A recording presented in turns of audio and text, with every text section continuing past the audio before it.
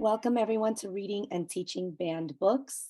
I am Carla Espana, Assistant Professor of Bilingual Education, Puerto Rican, Latinx, and Latin American Studies at Brooklyn College in the Department of Puerto Rican and Latino Studies. And I'm joined by amazing scholars, educators, teachers, readers, and writers who are reading and teaching banned books. And so we are thrilled to share with you today, and you'll get to hear from everyone as we start our own part of the presentation.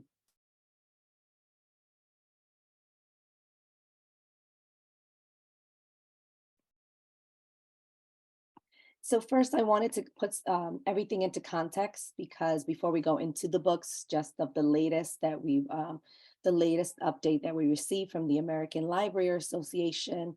If you follow them on social media, or if you are also seeking out their information on their website, you will find these graphics. They have a lot of resources to support all of us who are seeking to amplify the work of authors who have been banned in different libraries, in different districts, schools. Um, and so as you can see, the attempts to ban are many in the past year. We have over 2,000 book titles that were targeted in 2022.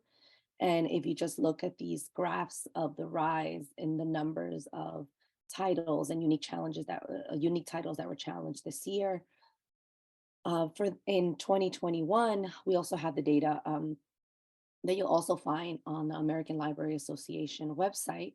You'll notice that in the breakdown for these challenges, it includes not only the books that are displayed in libraries or the books that you can use in classrooms, but also what we have in terms of the other types of materials that we're using. I remember last year, I believe it was in the summer, I'm in New York, and there was a display for June during Pride Month that was taken down at a public library in Long Island, in one part of Long Island. And a lot of us went on to submit our really disappointment, disgust, and anger with the fact that those books were not being made available to students in a public library. And thankfully, they put the display back up. And so I want us to make sure that we're thinking about this topic not only in classrooms, but it's happening in libraries as well. And also think about the resistance movements and the strategies and tools that we can use to talk back to that. So where they are happening is not only in our school libraries, but as you see, 37% are happening in public libraries. This is again the information from the American Library Association. And if you look at the reasons for the challenges, you'll hear some of this in Professor Yadira Herrera's sharing of some of the books, also in Nawal and in LaMar's, and also in Professor Tracey Flores' share of the books that they're selecting. And I think it's really important for us to celebrate and amplify these stories that continue to get challenged. And as we all know, it's not only that stories are getting challenged, but it's lives that are not being welcomed. It's a statement that we are hearing all the time, that certain populations are not being welcomed in schools. And we want to use this space and our time with you today to amplify these stories and these lives, because that is really important. We don't have the latest graphic, it's coming. So if you go to the American Library Association, the data for 2022, we have the numbers, but they haven't created the graphic yet, but it's coming soon as of today when I was checking it. And actually some of the books that are on the most challenged books, the 10 most challenged books of 2021, I believe 2 of them, we will talk about them today. And finally, the last thing I will share is, besides the American Library Association, I've been turning to PEN America's Index of School Book Bans. So it's a spreadsheet where they index from summer 2021 to summer 2022, the books that had been banned, and whether it's a pending ban or what was the status of it and why. And so you can search by author, you can search by title, you can do your like Command F on your keyboard, on your device, and search for an author or title or keyword. and they will come up. There's a report that they have there. So there's a whole section on their website on banned books. And so I wanted just to give that context so we know that this is what's happening, what are the numbers, which are the types of books. And now I want to get into the books, right? And so I'm really grateful that we have joining us New York City Department of Education high school English teacher, amazing scholar, educator, always in the conferences enlightening us, LaMar Timmons-Long. Good day, good people. I am an English teacher, as Carla has said, and I'm an English teacher that believes in reading the banned books. And so there are 5 books that I'm going to come and talk to you about why they should be read, whether you're reading it in schools, and I know in some places you can't, or you're reading it in spaces with community. And so the first book I'm going to discuss, like why I love this book, is All American Boys. I had the pleasure of meeting the author, Jason Reynolds, when I was teaching this book to 10th grade. And I love this book because it does a really good job at discussing a story from multiple perspectives, but also it invites everyone to figure out ways in which we all can be a part of the solution. And so I think that being solution-oriented problem solvers is such a way in which we are able to engage in enriching conversations about different issues that are facing all groups of color, but also facing various communities. And it's a way to invite white people in to have conversations about what does it really mean to be a co-conspirator or an ally, and how we can really partner together in order to benefit our children. The reason that it's banned, I think, is foolish.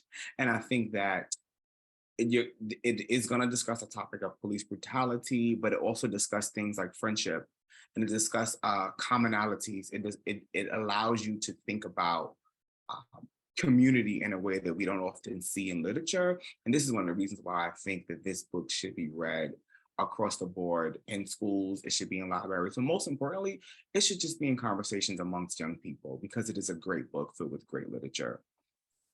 So my next book is by the GOAT, the greatest of all time, the wonderful Toni Morrison, The Bluest Eye. I read The Bluest Eye when I was in 9th grade in high school in New York City. Shout out to the NYC DOE. And I fell in love with the way that Morrison was as a writer. She's a person whose writing I study because of her use of language, and her way with the pen was something serious that I had never seen. I love James Baldwin, but my goodness, don't nobody write like Toni Morrison. And The Bluest Eye really has a person, a reader, think about how young Black women, young women of color, can have this internalized anti-Blackness because what they see on TV or what they see in reality. The protagonist in the story of the book, she is unhappy with herself based on what she's seen. And she's kind of trying to compare herself to Shirley Temple, but she's a Black girl, and she feels like she needs to have these blue eyes because she feels that that is the standard of beauty. Alone, that right there alone is something to have a conversation about, the standard of beauty. What does that really entail? How it looks very different across very different communities. Hair texture, color, all of these things can be discussed in The Bluest Eye. Yes, you can go into the serious topics that are covered throughout the book as well. But as an entry point to really have this conversation about what beauty is amongst people with different shades and different hair textures and different eye colors, is a way to use The Bluest Eye to have these conversations. Toni Morrison highlights African Americans throughout all her stories. We are the focal point. And I also think that's a problem for some people, that groups of color understand that we have a place within history, American history and American soil. And I think that she allows us not to sit within the white gaze. And she allows us to think about, how do we as communities of color, Black people, Hispanic folk, Indigenous folk, what have we done? What has been our contribution? And what are the things that we might need to walk away from and really look within ourselves and love ourselves wholeheartedly? And so I love The Bluest Eye, and I love Sula and all the others that she's ever written, because she just does a great job in helping African Americans really focusing on themselves and the beauty of themselves and recognizing that. So my following book is by one of my favorite people in the world, which is George M. Johnson, and they wrote All Boys Aren't Blue. And it is a memoir manifesto, and it's told from first person, and it really depicts the what life was like for them growing up as a young Black queer kid. And it paints this picture of love and joy and family in a way that was so affirming to me as a young queer kid growing up. And I think that the way in which Johnson writes, they depict life that is accurate from their perspective, and also it is a way to help young Black queer kids find themselves as well and love on themselves and think about who might need to be within their communities to give them the love that they deserve. A pinnacle person in this text is their grandmother, and how their Nana played such a role in affirming who they are. So if you want a text that will think about what are the ways in which I can affirm a queer kid of color, this is the text to read. If you want a text that's going to talk about how do you love on people, what does family look like, how do family protect each other, this is the text you read. If you want a text that is going to just talk about a person's perspective in real life, in real time, this is the type of text you read, because it invites us to have these enriching conversations around queer folk, but not just queer folk though, familyhood, right? And familyhood looks very different for every single person. So therefore, this is the text that encompasses all those different themes and ideas that we can have a conversation as a community. Okay, Octavia Butler. Mom, like, all right. So I am a sci-fi fool, right? And fledgling is not banned, but it might be soon. So fledgling is this sci-fi story about this young woman who is a part of this vampire-ish community, but she's like half human, half vampire, and folks are up against her because they don't appreciate that she can operate in two worlds. Go figure. So there's this idea and concept of turning the concept of privilege and power on its head and really looking within to figure out how do we dismantle these systems. I'm currently teaching this book right now in my class, and yes, I'm teaching like theme and all other stuff, but we're really having this conversation and talking about like how are power and privilege here? How do we see this character go through these issues that she's facing within her own community and with outside of that? What is she doing to figure out how should she move?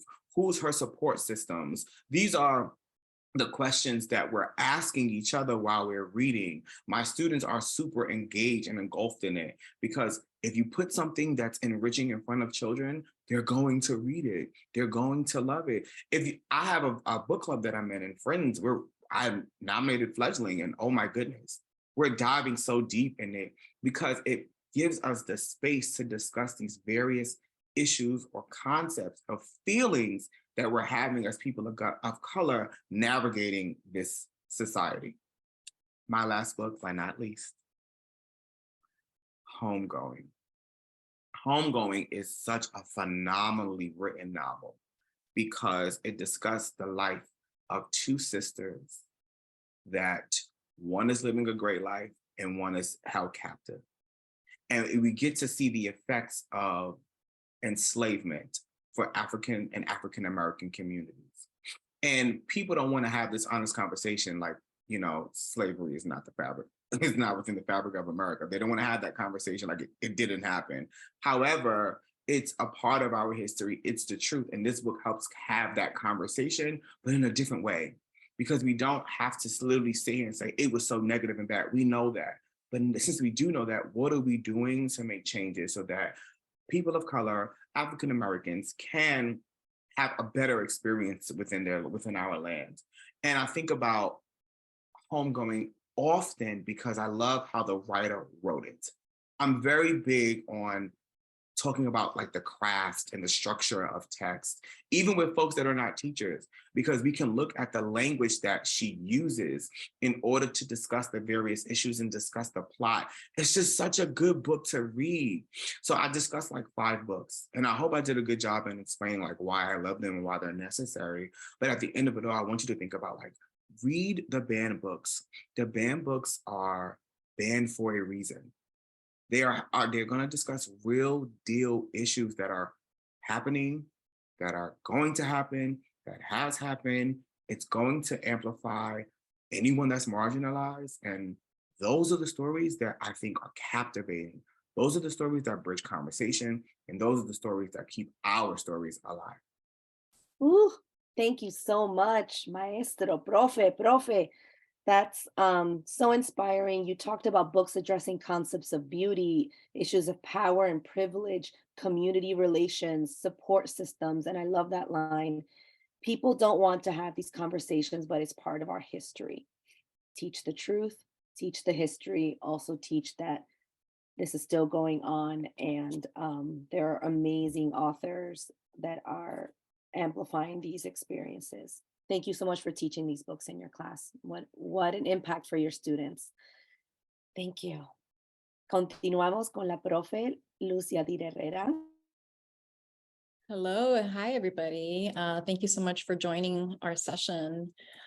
So my name is Yadira Herrera, and I'm a professor of bilingual education at CSU Channel Islands. And so I'm a teacher educator, and all of my teaching revolves around books. And so I actually start every single class with my students in college, right, with a read aloud, mostly picture books. And then we talk about 3 central questions usually. What are some of the themes, the topics, right, that the books have or focus on? What are some ways that the author uses language? Because a lot of the work that I do centers around translanguaging, dynamic language practices. And how can we use this in a learning space? And so thinking about the books that I wanted to show you all today, these are the books that I have used in my class as a way to sort of model, right, how students can also bring these into their future classrooms. So the first up, we have Aida Salazar's The Moon Within, and it's also available in Spanish, La Luna Dentro de Mí. And actually Carla wrote the teacher's guide for this, so it can be found at the very end of the book if you do have that. So thank you, Carla, for writing that. For me, this book really is so important in how it urges us to kind of think about our indigenous ways of knowing. So it centers Celi, the protagonist that you see here. She's a Mexican, Puerto Rican girl living in Oakland. And she's sort of dealing with her changing body. She's about to she's getting her period. And she's feeling a lot of shame around that. She's feeling a lot of just shame around her changing body, and she doesn't really know what to think. Her mother, on the other hand, is just all about celebrating her moon, and that's what she calls it. So her mother is about reclaiming this indigenous ancestral knowledge. She wants to have this ritual for her to celebrate, this big milestone in her life. And Sally is not really into it. She's kind of, again, feeling kind of shame. She doesn't want everybody to know, and her mom wants to make this a big deal, and she does not want all that attention. So we kind of see that sort of back and forth throughout this novel and verse. And we also see how Sally is supporting her best friend, who is gender fluid, and also sort of processing and dealing with their own gender exploration or gender identity exploration. And so definitely highly recommended. I mean, any of Aida Salazar's books are always a staple for my teacher education classes. This one, Front Desk by Kelly Yang, is part of a book series. So this is the very first one. And I actually read this one with my son. He's in 3rd grade, and he just loved it. He loved the storyline. He was able to just be completely engaged, and he was just excited throughout like all of the protagonist's sort of dealings with with her family and dealing with school. So this centers a Chinese immigrant family who moves to California and gets a job running a motel. And the protagonist is sort of helping her parents out in this, in this business, and she's sort of handling the front desk and thinking about innovative ways to, have good customer service. And she sees how hard her parents work. And the owner of the motel is kind of like this exploitative person who is also Chinese. So it sort of makes her question, like, the different sort of ways that people can be supportive or not of immigrants, right, or recent immigrants, and how and she's sort of kind of dealing with that issue at home or in the motel where they also live, but also at school, like not being able to have her parents afford like the latest fashion, right, or like some cute pants that she wants to wear, and just sort of dealing with that sort of shame as well of kind of being a kid who doesn't have much and trying to navigate just this new world and friendships, and also trying to be, the best daughter that she can be to support her parents. So yeah, my son really enjoyed it, and I think that any young kid would enjoy this one as well. I can't even say, like, definitely has a lot of discussion or discourse around immigration, as well as like class issues. And I'm thinking about ways that we can bring it into classroom. I would love to have my students discuss just, immigrant identity, I think, and just in the US, right? How people live differently and how people just navigate this immigrant experience in different ways. So that's my second recommendation. This book, Separate is Never Equal, tells the story of Silvia Mendez and her family's fight for desegregation in a school system or school district in California. So this actually happened years before Brown v. Board of Education, about 7 years before this case, where this family went up against a school district to fight because their children, couldn't go to this one particular school. They had to go to the, quote, Mexican school. And so her family fought against, that policy, and it went to the highest court in California. And so finally, actually, they won, and the school was integrated, and then their daughter was able to go to the school that they wanted to. And so this sort of depicts that story. And of course, Duncan You, if you know any of his other work, his illustrations are all inspired by the Mixteco codices. And so we see this very particular style in his illustration. And it's beautiful, all of his storytelling as well.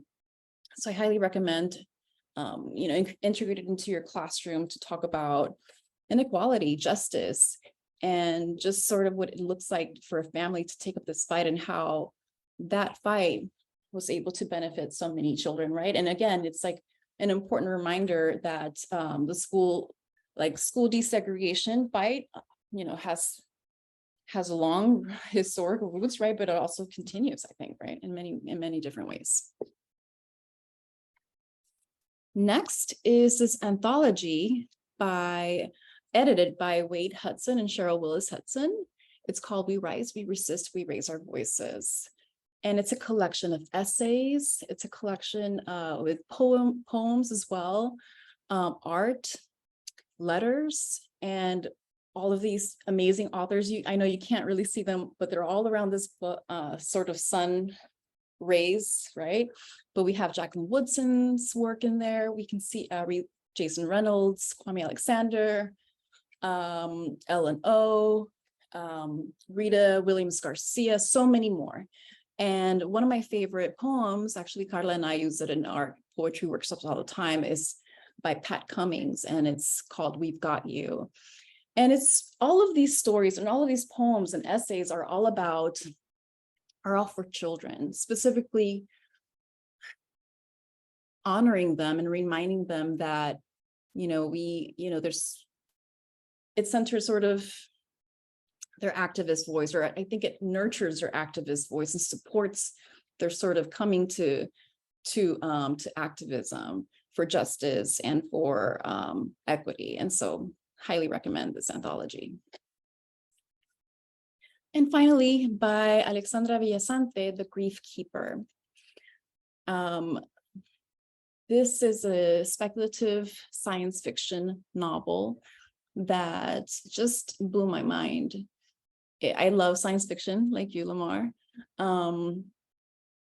This novel, I mean, really, I think changed my life. It depicts an immigration story, a different one, two sisters from Central America who are in a detention center. And in order to remain in the country and not be deported back to their home country where they face, danger, violence, their brother has been murdered. So in order to stay in the United States, they actually have to do something for the US government, right? And they have to do a particular job. They have to be able to take on the grief of others. And in this world, that's possible. You can remove somebody's grief and transfer it to another person. And these sisters are, well, this one particular sister, and thinking about her younger sister and trying to protect her, she's going to take that on. And so we see what happens when immigrant children are sort of exploited. Not sort of, but absolutely exploited. Yeah. Yes. So collective deep breath. I know, right? I picked a heavy one. But yeah, those are my recommendations, and I hope that you all read them. LaMar's recommendations, and would love to hear what you all think. I loved how your recommendations addressed the connection to our bodies. And I think that's something that some people fear. They fear children learning about themselves. And so Right. all of these books that are age appropriate, right, in different ways. And I love that there are different books that I gather, like the middle grade, The Moon Within, talking about the changing body, but also talking about a gender fluid character who has a beautiful family that's supporting them in their transition. And I loved reading that in The Moon Within because I saw that in my own family for a family member. And I sent copies to Chile in Spanish. And I just loved having that representation as well in literature, especially for that age group. You talked about immigration, the topic of immigration and who's supporting immigrants and who's not. We get all this narrative about like the American dream and the pick yourself up by the bootstraps. Like how many immigrants have heard that? And they're like, if we just work hard enough and we're going to make it, like people will welcome us. And you see in front desk, like a family that's an immigrant family that's working really hard and yet facing all kinds of discrimination from different groups. And that's a real experience, and that's something that should not be banned. We need to make sure we have stories that reflect that, so we don't feel alone when we see that happening. You talked about historic cases of desegregation, like the Sylvia Mendez case. Many of my students that I teach in undergrad and grad programs have never learned about that court case, Right. and they learn about it through the book Separate is Never Equal by Duncan Tonatiuh, or Separados no somos iguales in Spanish. And you talked about centering and nurturing the activist voice and how beautiful. And I think a lot of people fear the power that children have.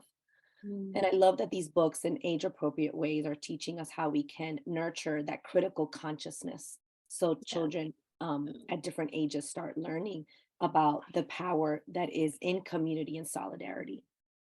Thank you, Profesora Luz Yadira Herrera. We love you and appreciate you so much.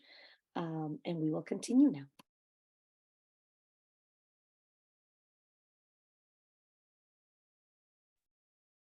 Okay, thank you so much. My name is Nawal Qarooni. I am an educator and a literacy consultant currently based out of Jersey City. I work at Brooklyn College as an adjunct professor in the education department. And I'm a literacy coach in dozens of Chicago public schools where I lived for the past decade. I'm currently writing a book on family and caregiver and nourishing practices with Stenhouse. It's going to come out at the end of this year. The title is Nourishing Caregiver Collaborations, Elevating Home Experiences and Classroom Practices for Collective Care. So I'm currently really wearing my caregiver hat as a mother of 4 young kids between the ages of 4 and 11. And so I think a lot about what is getting into their hands in their classrooms and what is getting into their hands from their literacy coach mom, right? Or what we are sharing with them versus what they're getting from school. And I'm really aiming to bring together schooled practices and authentic literacy practices so that they're not separate. And so I'm thinking a lot about just like our real lived experiences. Thank you for having me, Carla. So when I was looking at the banned book list, I was imagining that it was solely going to be books that were very explicit in some direction for some reason. And unfortunately, that is just not the case. And so I really wanted to highlight some books that left my mouth agape at their being banned. I could not come up with a reason, even in any realm of any planet or any universe, why you would ban 2 picture books about everyday life with care and community. These 2 books by illustrator author Agimura are just the most delightful, culturally nourishing picture books that can be used in a myriad of ways in every grade level. Thank You, Amo is about a woman who is literally cooking a stew. She is reading a book. She hears a knock at the door, knock, knock, knock, and somebody's hungry. And then the next person's hungry. And the next person in the community is hungry. And she feeds the whole community until she has no soup to eat. And so I use this book all the time for how we share of ourselves for one another, to give to others before ourselves. And then the whole community comes together to then feed this older woman, and they say, thank you, Amo. It is the most nourishing story, both metaphorically and like actually. And Saturday is equally delightful. It's a story about a little girl who wants to spend the day with her mother. And so her mother works every other day. And so that's why Saturday is so special to her. And it's a book that's very special to me because my youngest, Eloisa, makes us read this book every night. And so I've probably read this book at least 400 times, more maybe, because it's been over a year that I read this book every day. And things go wrong in the book, and it helps to teach kids problem solving, and it helps to teach kids that it doesn't really matter what happens or doesn't happen in the day, that if you're spending quality time with a loved one, that's maybe what's most important. So I use both of these books to talk about care and community and important quality time with the people we love and what we do every day that makes us feel whole. These books I paired together specifically because Jasmine Warga is a dear friend of mine. Our children are friends. When I lived in Chicago, our kids used to play together. She lives right outside Chicago. And she wrote the book, Other Words for Home, Shape of Thunder. Currently, her book, A Rover Story, is very it's getting a lot of praise. I'm so excited for her. But Other Words for Home was on the banned list. It's about a Syrian girl who is coming to the United States. It's a poetic novel in verse. It's super beautiful. It's won a ton of awards. The only reason why it's banned, this girl is navigating her life between the Arab world and Ohio, which is where Jasmine grew up, is because of one simple mention of her period. And so under the guise of her, this being, obscene and lewd, it is being banned. And that's very upsetting to me because the book is truly about where home lives and whether it lives in us or whether it lives in a physical place. And as the daughter of Iranian immigrants and Arab immigrants, and who was born and raised in Pittsburgh, this book spoke to me on so many levels. I used it at Brooklyn College for my own interactive read aloud, kind of to teach how to teach read aloud and to teach how we teach literature circles. And every one of the students at Brooklyn College who are also immigrant kids just felt so connected to the text and couldn't believe that books like this exist. And the reason why I then put Calling the Moon up is because it's about to come out. Luz mentioned another book by Aida Salazar. This book was co-edited by Yamil Mendez and Aida, and it's all BIPOC stories, BIPOC writers writing period stories. And I am going to blow up my daughter's spot just a teeny tiny to say that she is a young girl who has gotten her period earlier than I did, and I am just so grateful that this book is going to exist for her and for every other student whose hands I can put this in, because we need to be able to talk about our bodies and about what we're experiencing, and there have to be stories where we can see ourselves. I cannot wait for this to come out this month. The launch of it is coming up. So this book is by Abdi Nazemian, who is a queer Iranian American who lives in LA and has written several books for young people that have won awards. And it is about to come out, and I fear that it is going to be banned for many reasons. But it's an intergenerational saga that shares queer life in both Iran and the United States, and all the ways that it shows up, and all the ways that we want to find our history and ourselves and learn about ourselves. And you realize throughout the really gorgeous telling of the story that there is queerness in different generations in this family, and only through the uncovering of his history, the protagonist's history in different perspectives of time periods, does he realize that like he had ties to people who have celebrated queer life and who accept him fully. And it's just so gorgeous. There is one or two explicit scenes that include sex, and so I do think this is for high school. And I will, when I write the educator guide, ensure that the trigger warning and/or just that is named. But I believe that it still needs to be taught and put into the hands of students, because it's true and it's real and it's life. And if these stories don't exist, truth gets erased. I loved it. I couldn't put it down.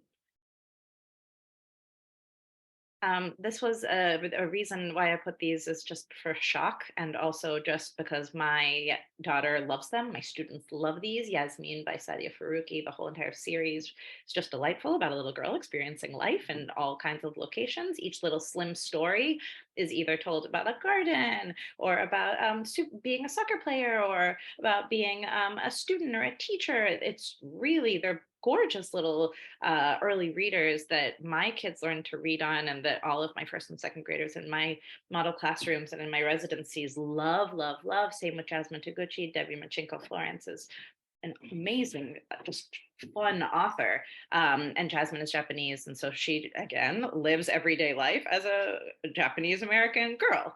And so these were very shocking to me. Again, if these are the types of books that are on our banned list, then we really need to fight, because we cannot be reading Sarah Plain and Tall in every one of our classrooms, which is actually still happening. And that was a book that I read, and I was born in 1982. And so we need to look at what's currently being published and look at the population of who we're teaching, and make sure that our kids are seeing real stories of people who look like them. These are delightful series that I highly recommend. They also have a ton of extension. Just like I've been thinking in talking to and hearing from you both, layering texts like crazy. When LaMar was talking about the bluest eye and just like what beauty standards are, I was thinking of Kerry James Marshall's art and his work, School of Beauty, School of Culture, which depicts like a Black, just beauty shop scene that is full of life and very unapologetically Black, and has a kind of like flattened, distorted image of a blonde figure in the front, because he's questioning what beauty norms are. And there's so many conversations that you can have if you read art. You could pair that with The Bluest Eye. I was thinking about Hair Love, which is also on the banned list, unbelievably, a picture book about a father who's just doing his daughter's hair.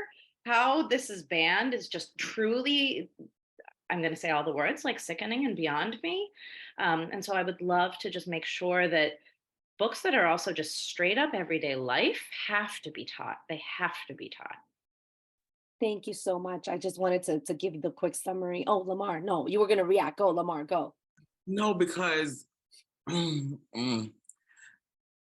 these stories, while some of them may have sex, some of them may discuss young women having their first menstrual cycle, some of them may discuss abuse that has happened to a character, some of them may discuss acceptance. These are real deal things. All right. And yes, like we're gonna, like, I'm sorry, like if you're a teacher of color or not, like these conversations about like injustice and what does it mean to be a good person and what does it mean to accept everyone, even if you don't agree, right? These are conversations that are being had among communities all across the world. And so where I don't understand the why. I do get the why. I know what the why is. I get it, right? Like we know what the why is, but it's dumb. And I think that like Nawal just literally paired a text for multiple different levels. And as a high school teacher, I would use all of them. The children's book, to the images, to the bluest eye. To have this conversation around like standards of beauty. But in standards of beauty, we are going to talk about like, it's going to come up, anti-Blackness, right?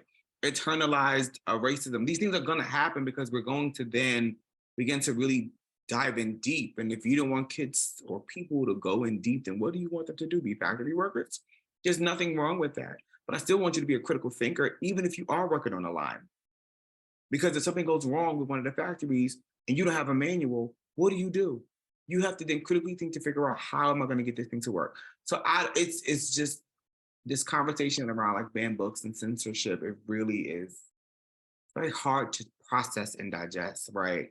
Like even hearing the grief keeper, I was like, what? Like I automatically put it in my cart. I don't put all the books in my cart, but I put it in my cart because I was like, I love sci-fi, and I'm like, man, that's an interesting text to pair with Fledgling because Yes. they both are sharing something very similar, an experience that's uncommon. And they're kind of forced to do this, unfortunately. So think about the conversations that are had with like people, not even just students, but people can have. Literature is supposed to help us see the world. When you strip that away from us, then the world only looks one way and it doesn't. I'm sorry. The problem is if we don't do this in schools and classrooms, students are going to be grappling alone outside of our classrooms. They're going to be flailing without guidance in the conversations of reality around their periods and abuse and every other thing that exists in this universe. And so that's what I mean when I talk about school versus authentic. Why are we separating life and school? Thank you all for sharing. And we're going to get. I also wanted to just give a little summary since I did for each of you. Nawal, you talked about books that talk about nourishment, community coming together, family time. You're talking about books that talk about different parts of someone's experience. You talked about the Arab world in Ohio for was it Jasmine? Other words for home. That's right. Other words for home. Oh, yes, for the novel and verse. You talked about Iran and the US and this intergenerational queer life connection. I'm like, I need this book now. I need to read this. When is it out? Not yet. Okay. You had the advanced copy. Okay. Amen. May. Okay, okay. Um, needing to be able to talk about our bodies. You said if the stories don't exist, the truth gets erased. And so I want to thank you all for using this time and giving us of your time to amplify these truths and making sure that these truths are told and that we don't forget these stories for these authors that have been just so wonderfully crafting these stories for us. Some of them have been memoirs, some of them are based on historical court cases, some are in poetry. And I see how you've really looked at different genres, you looked at different age groups. You're thinking about pairing the texts or even making them multimodal and adding to our bluest eye text set, Elizabeth Acevedo's poems, spoken word poetry, like also Elizabeth Acevedo's books on the banned book list. So I'm thinking we can continue this conversation. So I hope those of you who are engaging with us really seek us out online. I will make sure I'm going to post right now share the information so that way you have where you can reach us. So in this last few in the last minute, can you tell folks where they can find you? So we'll start in the order that we have here. So I will say you can find me on the website En Comunidad Collective, and we'll share that online. So Luz and I share a lot of resources there. And LaMar, where can folks find you? You can find me on Twitter. My handle is @thebaddestedu. Send me a DM or a tweet and we can have a nice conversation, or not. It's up to you. You can find me at DRA_Luz Yadira, as you see here on Twitter. Also, we have IG and Comunidad Collective. So definitely reach out. You can find me at NQC Literacy on Twitter and Qarooni on Instagram. Yeah, same with LaMar, reach out.